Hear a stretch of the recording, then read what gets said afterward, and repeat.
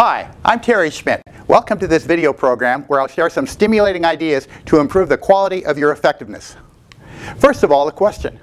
If you were to ask a large group of CEOs what is the most important skill they think employees should have, what do you think the answer would be? Well, that survey has actually been conducted annually by Bain & Company, the management consulting firm, and consistently the number one or number two answer is, drum roll please, strategic planning. That's not surprising, because these are times of unprecedented uncertainty, complexity, and change. Strategic planning is not just for CEOs anymore. In fact, we are all CEOs of our own career enterprise and need to manage it strategically. Have you considered the personal and organizational benefits of sharpening your strategic skill set and becoming certified as a strategic planning professional or a strategic management professional? I served on the National Task Force of the Association for Strategic Planning, and we defined the body of knowledge. That is, what a strategic planner should know and be able to do to be considered effective. Now, this is not just for full-time strategic planners. It's for competent men and women like you who want to add this distinction to your skill set. It's a great way to brand yourself in times of rapid change.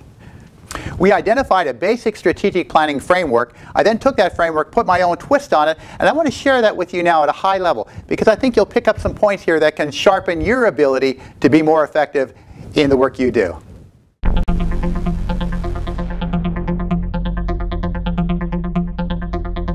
What is strategic planning? And more importantly, how do we keep it simple?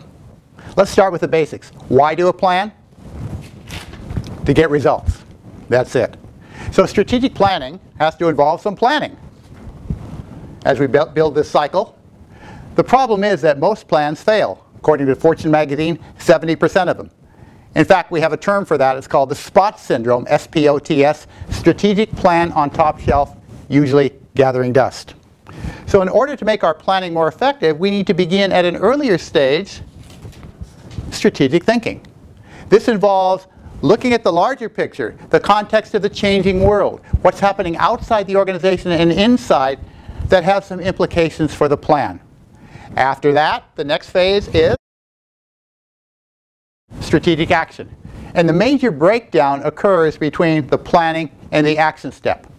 Now, you can reduce that breakdown by thinking about the players involved here and involving them up front. Now, our task force realized as we got involved in this, there was a missing element, and that is strategic leadership. This needs to be guided along the way with intelligent, committed leadership at a champion level and a project management level. So we started out with strategic planning made simple, but we've expanded it beyond that into something more comprehensive. So I think it needs a new name. If we can have a drum roll, please. Strategic management made simple. The strategic management embraces planning, thinking, action, and leadership in one integrated system.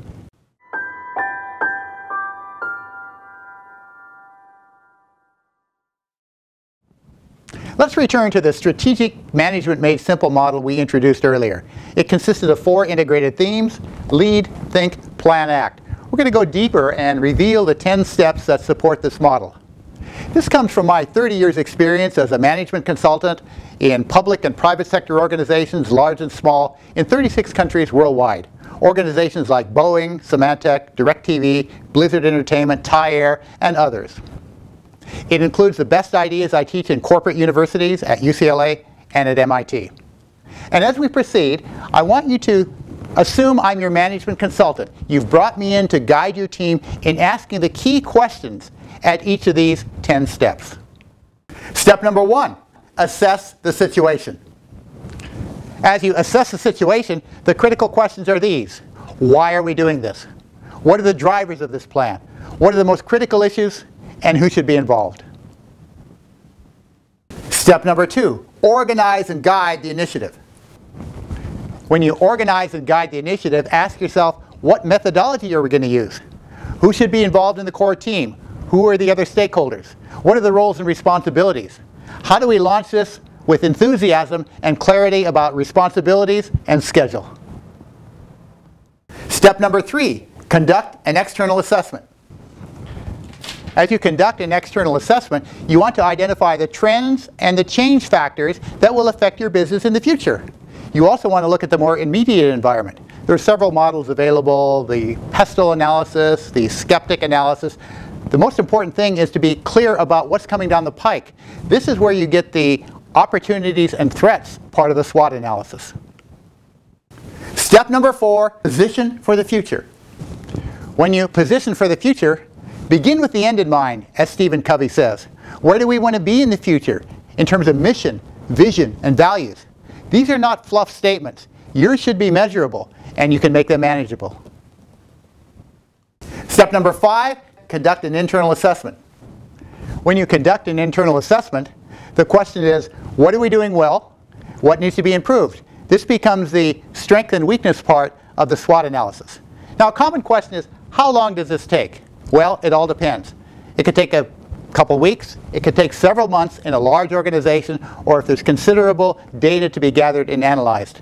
In more nimble and fast-moving organizations, it can happen quite quickly. I recently guided the National Training Center of the U.S. Department of Energy in creating their 5-year plan, and they moved from here to here in about 2 days. Now, they'd done some homework, they were clear about their issues, they had the team identified so they could move quickly. Step number 6, assess your current and potential customers. As you assess current and potential customers, ask yourself, who's our ideal customer? Do we have them? Who should we be going after? Are there some we may not want to have as customers? You also ask, what's changing in our customer's environment that has implications for us in the future?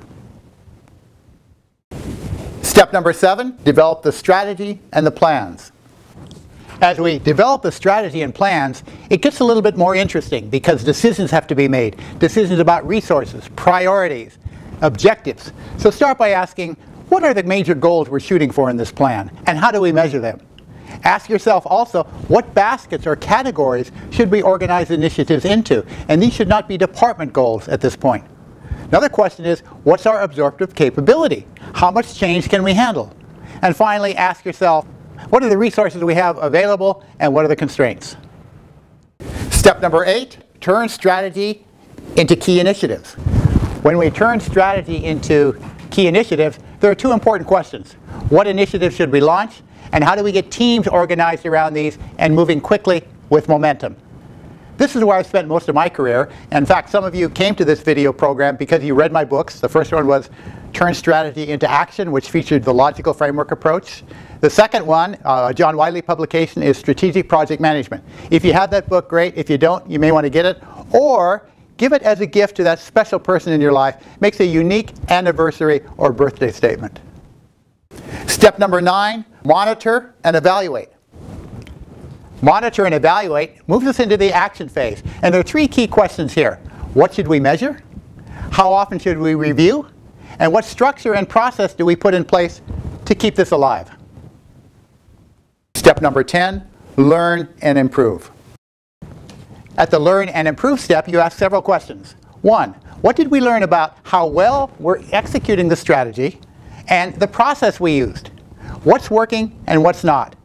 How can we extract lessons learned and institutionalize it to do a better job next time? This is basically a rinse and repeat step, if you wish.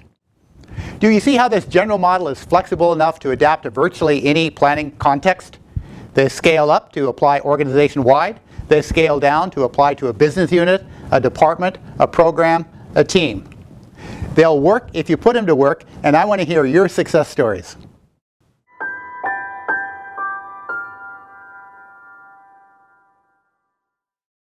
As you listen to these ideas, let yourself imagine what possibilities and payoffs open up as you expand your strategic management capabilities.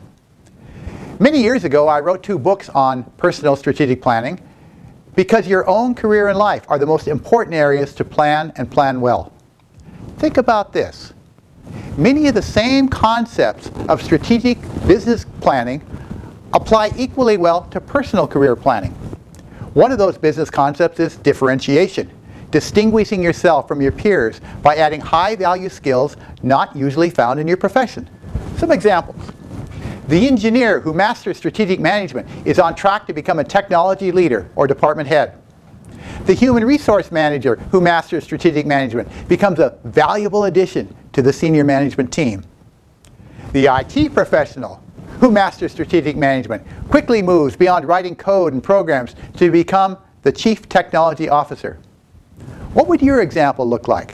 What career dreams and goals do you have, and how might becoming more strategic propel you towards them? I strongly believe that learning strategic management is the very best strategy to differentiate yourself, increase your career mobility, and add more value to your organization. I've met many men and women in the working world who have learned these skills just through their on-the-job experience.